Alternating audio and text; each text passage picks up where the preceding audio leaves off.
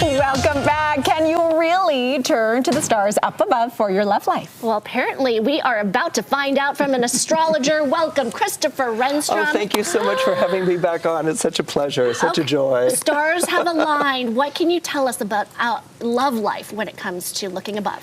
Well, there are basically three quick criterion for figuring out who you would be most compatible with. Usually, contrary to popular belief, people do very well with forming a relationship with people born under the same zodiac sign. And so if you're under the same time, season of the year, time of year, the timing between the two of you is going to be most excellent.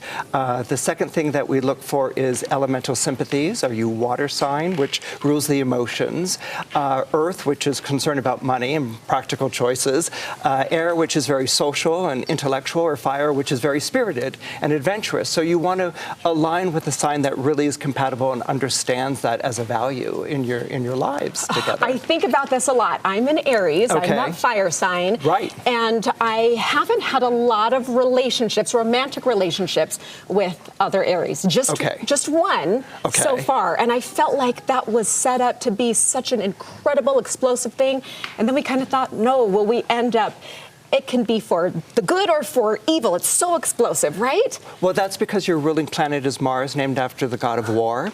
So you're the heroes of the zodiac. You're like the superheroes of the zodiac. So if you find another Aries, it has to be someone who really understands taking action, okay, and also understands keeping cool under pressure, and has a love of passion, but also a love of doing the right thing, of being heroic.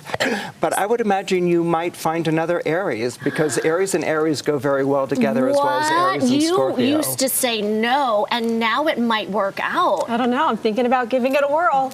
Well, they get the intensity about you, and you want to be with a sign that understands your intensity and your urgency. You don't want to be with a sign that's like, why don't you calm down? You know, you're like, no, this is just me on this level. Okay, what about Cancer and a water sign?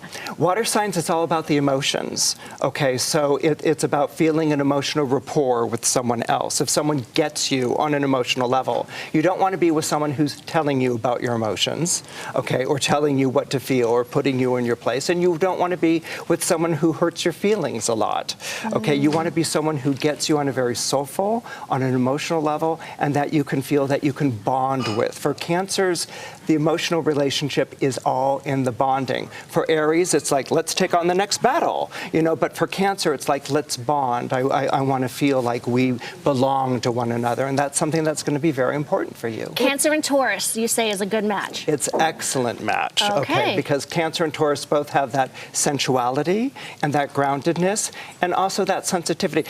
Taurus isn't the most sensitive, but you can bring it out being a Cancer. It's workable. It's workable. Okay. There really is something to this. Oh, yeah. Though, because you want somebody who fundamentally understands who you are at your core. Yeah, otherwise they don't get you, you don't get them, and you're like two ships passing in the night. So you want that connection, and basically that will come with checking out someone who's born around your birthday. If you look in your own life, you may find that a lot of coworkers or friends or loved ones are born like the month before your birthday, the same month as your birthday, or the month after. And Christopher, you have a book out that can help people dive into their cosmic aura. Right.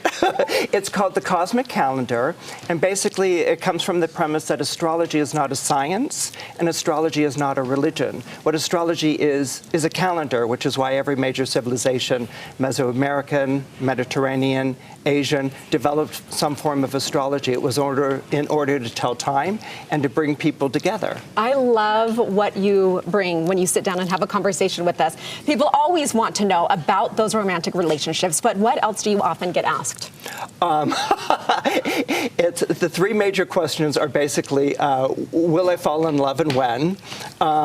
How's my money going? And the third one that's become very prominent is, my husband's retiring, what am I going to do?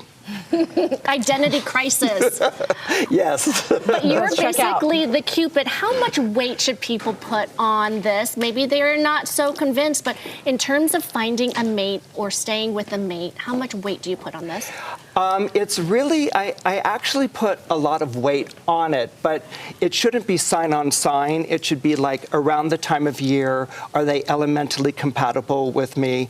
And then there's the third category, which is, are our planets benefic or malefic?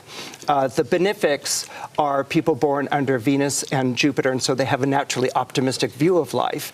And the malefics are people born under Mars and Saturn, and they know what a tough go can be. And so you want to combine with someone who understands how tough life can be, not someone who's always saying, oh, it's no big deal. They understand your battle. They validate it. Yeah, it makes so much sense. Where do we grab your book? You can get my book at Amazon. You can get it at Target, Walmart, or Barnes & Noble. Oh, such a complex thing. I want to dive in more. We could speak for hours. Not enough time, Christopher. Thank you so much for being on our show. Thank you so much for having me. Come back.